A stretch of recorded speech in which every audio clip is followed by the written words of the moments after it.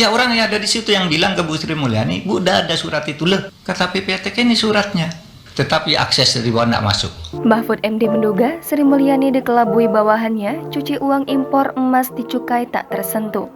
Menteri Koordinator Bidang Politik, Hukum dan Keamanan Mahfud MD mengaku selalu menghormati kinerja Menteri Keuangan Sri Mulyani.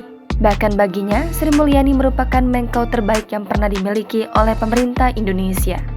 Kalau saya kagum, kalau di kabinet menerangkan masalah apapun yang paling bisa menjadi sederhana bagi di anggaran negara. Saya percaya dia Menteri Keuangan terbaik, tetapi akses dari bawah tidak masuk. Sehingga Mahfud menceritakan Sri Mulyani tidak mendapatkan data yang valid soal dugaan tindak pidana pencucian uang di Kementerian Keuangan. Padahal, laporan dugaan pencucian uang itu sudah diserahkan oleh Pusat Pelaporan dan Analisis Transaksi Keuangan atau PPATK.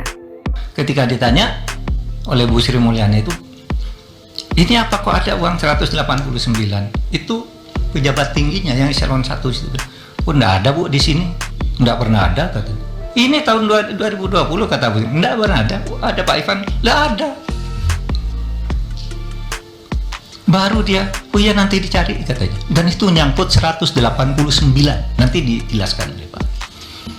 Dan itu adalah pencucian uang, dugaan pencucian uang, cukai dengan 15 entitas. Tapi apa laporannya? Menjadi pajak. Ia lantas menunjukkan salah satu data soal dugaan pidana pencucian uang yang dilakukan di Direktorat Bea Cukai yang dilaporkan PPATK tahun 2020 terkait impor emas batangan dengan jumlah transaksi mencapai 189 triliun rupiah. Sehingga kita diteliti, oh iya ini perusahaannya banyak, artinya banyak, pajaknya kurang, padahal ini cukai laporannya. Apa itu? Emas. Impor emas batangan yang mahal-mahal itu, tapi di dalam surat cukainya itu dibilang emas mentah. Diperiksa oleh PPATK, diselidiki. Di mana? Kamu kan emasnya emas sudah jadi, kok bilang emas mentah? Nah, ini emas mentah tapi dicetak di Surabaya. Dicari ke Surabaya, tidak ada pabriknya.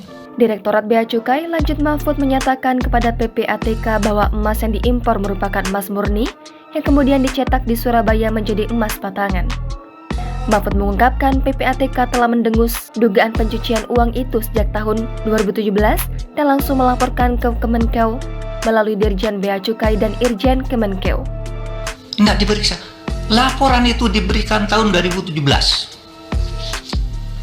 oleh PPATK, bukan tahun 2020. 2017 diberikan, tidak pakai surat, tapi diserahkan oleh Ketua PPATK langsung kepada Kementerian Keuangan yang diwakili oleh Dirjen Bea Cukai, Irjen Kementerian Keuangan, dan 2 orang lainnya. Ini serahkan. Kenapa tidak pakai surat? Karena ini sensitif, masalah besar. 2 tahun tidak muncul, tahun 2020 dikirim lagi, tidak sampai juga ke Bu Sri Mulyani, sehingga bertanya ketika kami kasih itu, dan yang dijelaskan yang salah, di mana salahnya nanti.